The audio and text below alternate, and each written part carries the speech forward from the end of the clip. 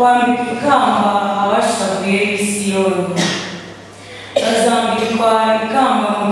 cy'ivu ku mwambaro w'umurimbo mu cyimbo cy'ibigunira basigwa amavuta y'ibyishimo mu mwanya w'umubabaro. Iryo ni ijambo ry'Imana. Nyagasani, ijambo ryawe ni ukuri n'itegeko ryawe rikaba agakiza. Nyagasani, ijambo ryawe ni ukuri n'itegeko ryawe rikaba agakiza. Niringiye Uhoraho, mwiringira ntatezuka mukanyitaho. Yamaye kwandika indirimbo nshya, ndirimbira Imana yacu ibisingizo biyikwiye. Nyagasani, ijambo ryawe ni ukuri n'itegeko ryawe rikaba agakiza. Namamaje ubutungane bwawe mu ikoraniro rigari, ibyo usanzwe ubizi Uhoraho, sinigeze mbumva umunwa wanjye ngo nceceke. Nyagasani, ijambo ryawe ni ukuri n'itegeko ryawe rikaba agakiza. Ubutungane bwawe sinabuhishe mu mutima wanjye, namamaje ubudahemuka bwawe n'umucyo uguturukaho, sinahashasha ineza n'ukuri byawe imbere y'ikoraniro rigari. Nyagasani, ijambo ryawe ni ukuri n'itegeko ryawe rikaba agakiza.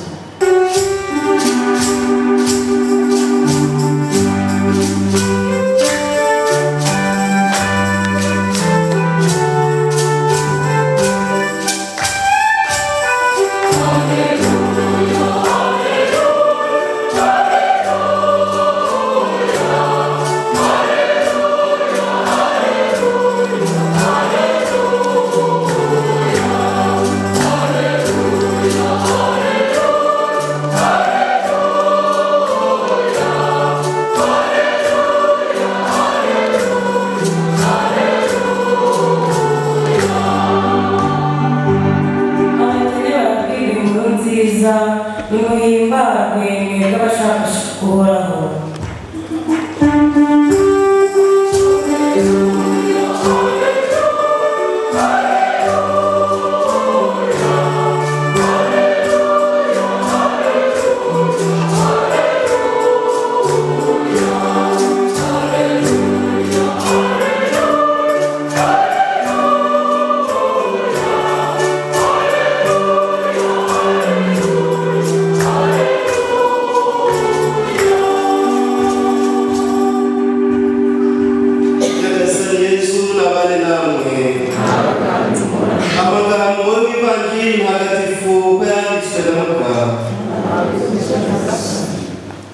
Muri icyo gihe mu bigishwa ba Nyagasani ahitamo n'abandi 72 maze abohereza imbere ye babiri mu migi yose n'ahandi hose bajyaga kunyura. Arababwira ati, imirima yeze ni myinshi ariko abasaruzi bake. Umusabe rero y'imyaka yohereza abasaruzi mu mirima ye. Ngaho nimugende, dore mwohereje nk'abana b'intama mu birura. Ntimugire icyo mujyana, kaba gasaho k'ibiceri, waba mu mufuka, zaba inkweto, kandi mwirinde guhera mu nzira muramukanya. Urugo rwose mwinjiyemo mubanze muvuge muti amahoro muri iyi nzu. Nihaba umuntu w'amahoro, amahoro yanyu azamusakaraho, nahabura azabagarukira. Mugume muri iyo nzu munywe kandi murye icyo babahaye, kuko umukozi akwiye igihembo cye. Ntimukave mu nzu mujya mu yindi. Umujyi wose muzinjiramo bakabakira, muzaharike ibyo babahereje. Mukize n'abarwayi basanze, kandi mubabwire muti ingoma y'Imana ibari hafi. Iyo ni ivanjiri ntagatifu. Arasingizwa Kristo.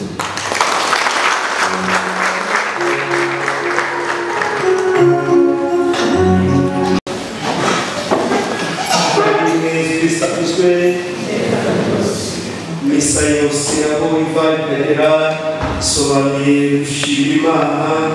Duhuriye hano rero dushima Imana nk'umuryango wayo, nk'abasaseridoti bayo. Kuva kera mu ntangiriro mu bihe bya mbere byo mu isezerano rya kera, Imana ntiyahwemye gukunda umuntu.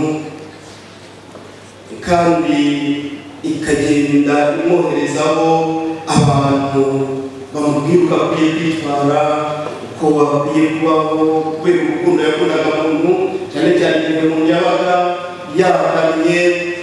Turabizi abahanuzi b'isezerano rya kera, abacamanza, abami, Aburahamu n'abandi, tukaza no mu isezerano rishya kwa Yesu, intumwa ze, yewe n'abasaseredoti b'uyu munsi. Ibyo byose ni ikimenyetso cy'urukundo Imana ikunda umuntu. Imana ikifuza ko umuntu yakomeza kubaho abana nayo, akabaho mu nzira imwifuzamo. Bityo rero kugira ngo umuntu agatana, Imana ikagenda imwoherezaho abantu bo kumuha ubuntu. Turashimira Imana rero kubera yuko urwo rukundo Imana yadukunze kuva mu ntangiriro, n'uyu munsi igakomeza kudukunda kuri ubwo buryo, kandi ikaduha abantu kuko batubwira gushaka kw'Imana, batuyobora gushaka kw'Imana, batwigisha, bakadutagatifuza kandi bakatuyobora. Tumaze gutega amatwi ijambo ry'Imana, ivanjiri itwereka Yesu Kristo atorwa mu 72, akabatuma uwo yajyaga kunyura hose, bagende mu butumwa bavuga ijambo rikomeye.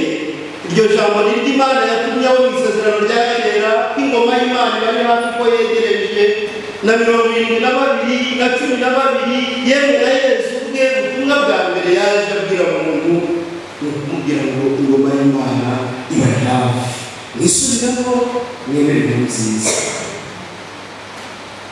Bavandimwe, ingoma y'Imana iri rwagati muri twebwe. Imana turi kumwe. Imana yigize umuntu ibana natwe, kandi koko yitwa Emmanuel. Ntabwo rero yigeze yifuza kuba kure y'umuryango wayo. Ni Imana turi kumwe. Ababyeyi bacu bashoboye kubona abamisiyoneri baza mu Rwanda cyangwa se no muri bihugu byacu bigisha ivanjiri. Hari aho babonaga bamwe na bamwe bakagira ngo nibo Mana. Tubona umuzungu utazi, rimwe na rimwe bavuga n'ururimi utazi, afite ubwanwa se cyangwa se ameze ukuntu, bamwe bakaba batekereza ngo uriya niwe Mana, kubera yuko wenda hari ibyo bifuza kuba yabafasha se, yabaha amafaranga se, cyangwa se yagira uburyo abayeho butandukanye n'uko bari babayeho. Bakaba batekereza bati uyu muntu rero buriya koko ni Imana cyangwa se Imana imurimo, kubera yuko ashushanya Melikisedeki wabo twumvise tujya twumva mu isezerano rya kera, usa n'aho atazwi amavuko, usa n'aho ashuka aho ngaho koko umuhanuzi uri aho, umuvugira Imana uri aho utazwi. Abazungu rero nabo abamisiyoneri baje, ababyeyi bacu ba mbere abemera bababona ko nk'abantu badasanzwe, ariko igihe kigeze noneho Imana ishaka kwerekana ko iri rwagati muri twebwe, ihereye noneho ku bavandimwe banyu. Bavandimwe banyu, aho muvukana, aho muturanye, abo mwasangiye byose, abo muzi amateka yabo, ubwiza bwabo n'ububi bwabo, amavuko yabo. Ni batwebwe dushimira Imana, namwe kandi mukamwishimira kuko yabatoyemo abavandimwe banyu. Uyu munsi twebwe tuza natwe kumva muri ba bandi 72 Imana yahamagaye, Yesu Kristo yahamagaye akabatuma. Natwe Yesu araduhamagara kandi akadutuma, akaduha ubutumwa muri mwebwe rwagati muri mwe. Turi abavandimwe banyu, turi abaturanyi banyu, yewe turi n'abo mwiganye, rimwe na rimwe barushaga n'ubwenge, ariko uyu munsi mukavuga muti uriya ni umusaseredoti. Ni Imana turi kumwe, ni Imana yigize umuntu ikaza kubana natwe kugira ngo twereke umurongo dukwiye kunyuramo, twigishe, idutagatifuze muri we. Naho yaba umunyantege, naho baba twaramurusha ubwenge, cyangwa se tumurusha igihagararo, cyangwa se n'ibindi byinshi twaba tumurusha, ariko Imana imunyuramo kugira ngo itwigaragarize, kugira ngo idukize, kugira ngo twereke umurongo wayo dukwiriye kunyuramo. Ibyo byose rero bavandimwe nibyo duheraho tukavuga tuti niki cyatuma tutagushimira Nyagasani kudukunda ukadutora tutabikwiye ukadutora ntacyo tuguhaye. Bavandimwe, Imana kuko iri hagati muri twebwe. Imana yacu ni Imana yitwa Emanuweli mu bihe byose. Ni Imana turi kumwe mu bihe byose. Ni Imana idukunda.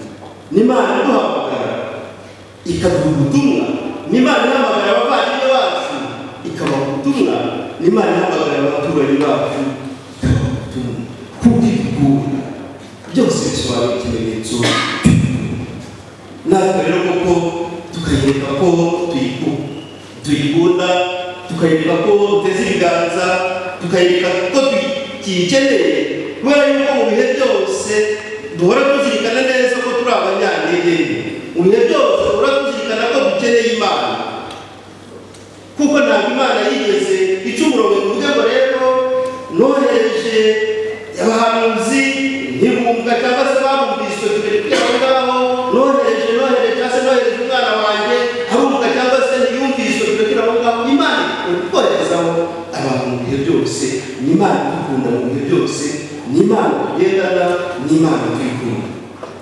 Tuzirikane rero bavandimwe ubuntu bwayo, tuyishimire, tuyereke kandi tuyiture abavandimwe bacu, abaturanyi bacu, abasaserdoti idutoramo, ari abanyantege nke, ari abantu nkatwe, ari abaturanyi bacu, ari abavandimwe bacu.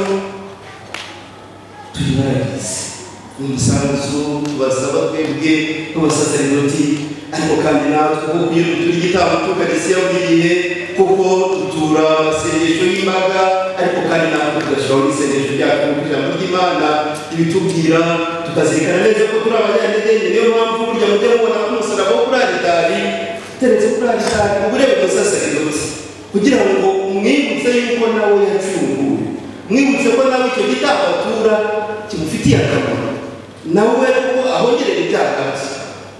Turi abantu, turi abanyantege, turi abavandimwe banyu.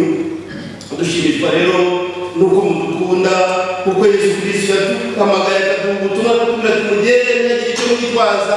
Wabyumvise mu ivanjiri cyangwa igishura byari ibiceri kabakasa aho muzagera bazabakira.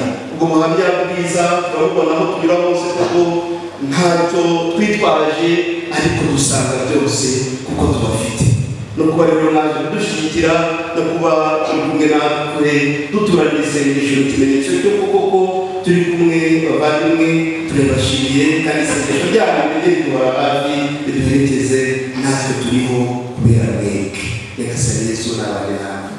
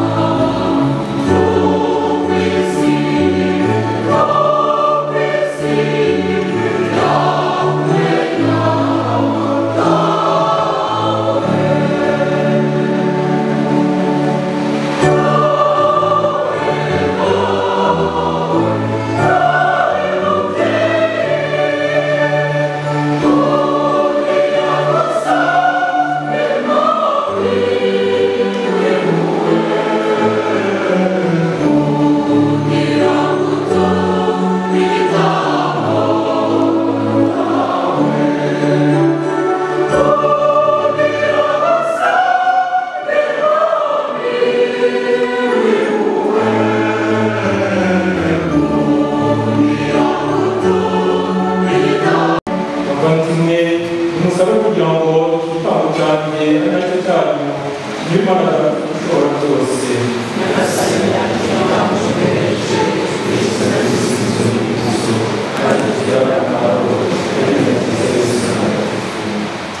Nyagasani Imana yacu tugutuye igitambo tugusingiza tugusaba ko ubuyoboke bwacu bugenda kwiyongera maze uyumbuwe dukomeze ingabire waduhaye nubwo tutari tubikwiye kubwa Kristo umwami wacu. Nyagasani Yesu nabane nawe.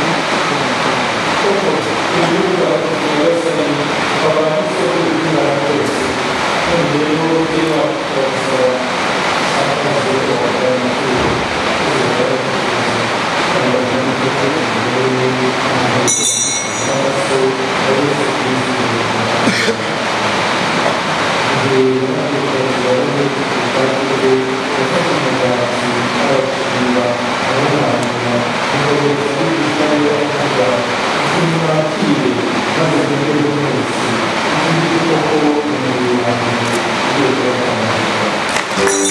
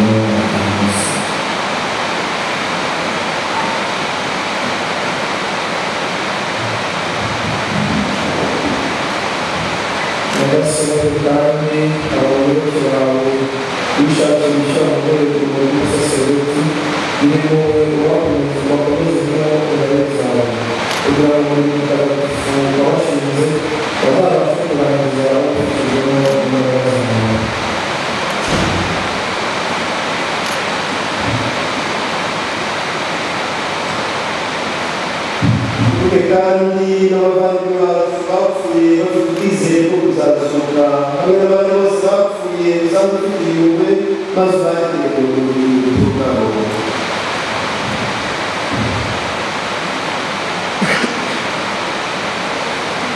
turakwinginze natwe twese tugire impuhwe maze uzacukuze umwanya w'ubugingo bw'iteka hamwe n'ibikira mariya umubyeyi w'imana intumwa zawe ntagatifu n'abatagatifu bose bakunze ibintu bijyanye gusimbura nuko hamwe nabo tuzagusize turaga kubwa yesu kristu umwana wawe.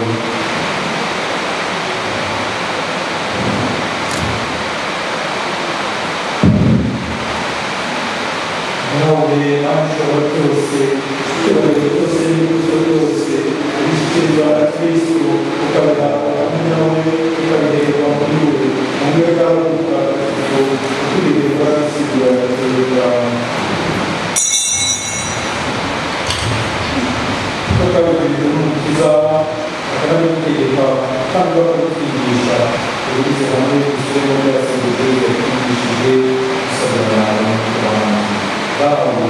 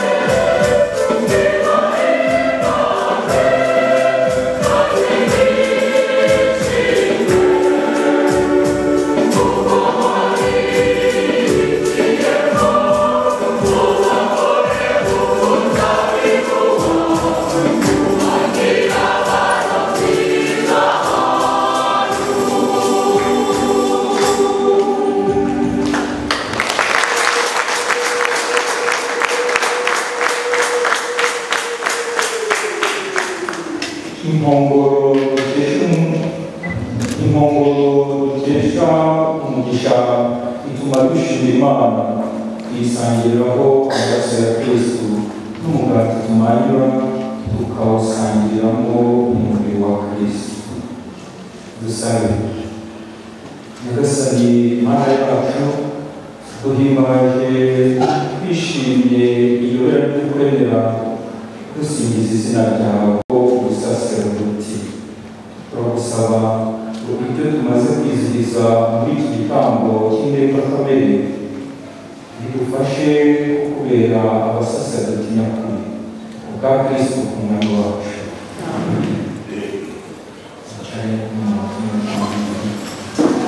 Abasaserdoti baje gushyigikira abakuru bacu tukamenya kuri uyu mugende turebere hano imyaka 25 abasaserdoti ari kugenda hanze.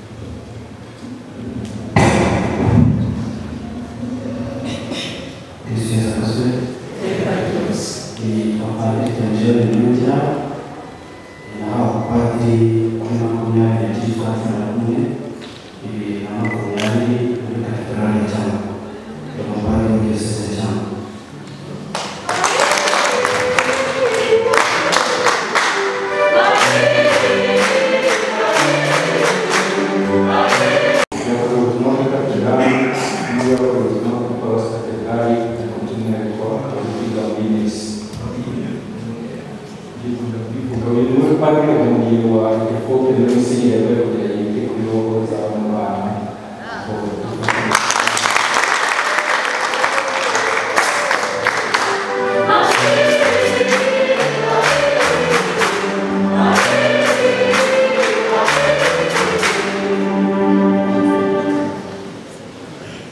biruvuye ko twasomye imisaha ndetse yasomye impamvu yigisha na kabiri tugene twafata ko noneho twashyira mu gishanga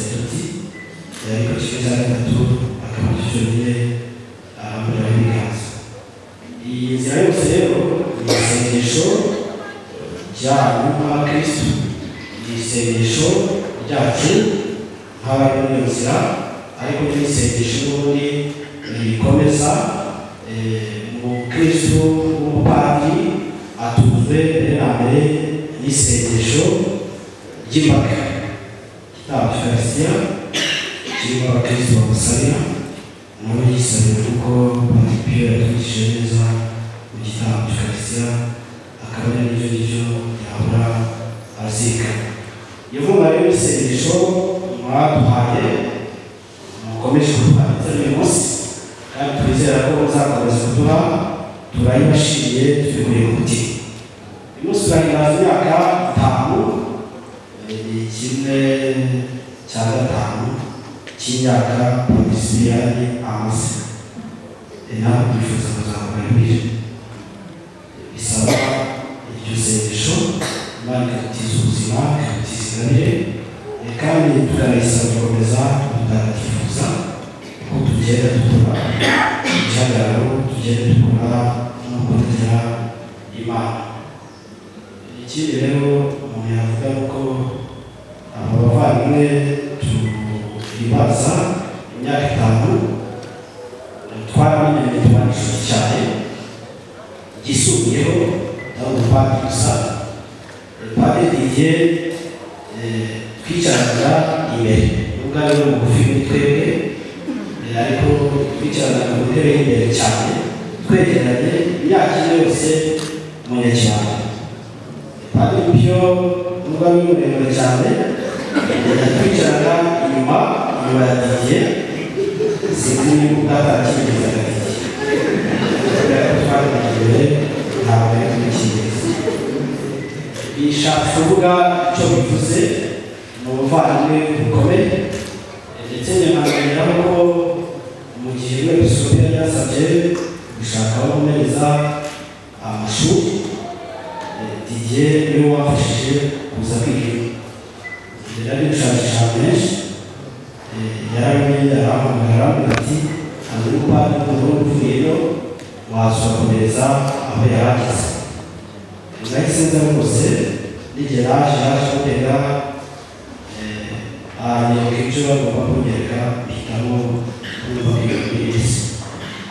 Hanyuma rero ubwo Imana itije ubuzima turayishimira rwose iyi ngabire y'ubuzima n'ingabire y'ubusaserdoti bwabo butari bwacu nk'uko twavuze isengesho ntabwo tuba tubikwiye ariko Imana ifite uko itora icyizere tugiye turayisaba impande dukomeze tuyikirire.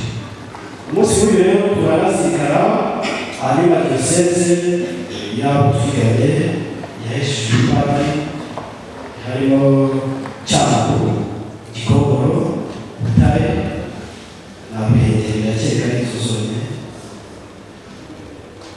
ubwo twaba ari twe benshi cyane ko aho ngaho mvuze harimo abari igice kinini cyane 6 Butare 5 Ruhengeri 2 ubwo n'abandi bakiyongeraho. Iyi nkunga yanyu rero isengesho n'uburyo mwaje kudushyigikira biratunejeje binejeje umutima wacu dukomeze duture Imana isengesho dukomere mu baduhamagaye kandi twese duhamagara indahemuka. Turabashimiye cyane tukakugira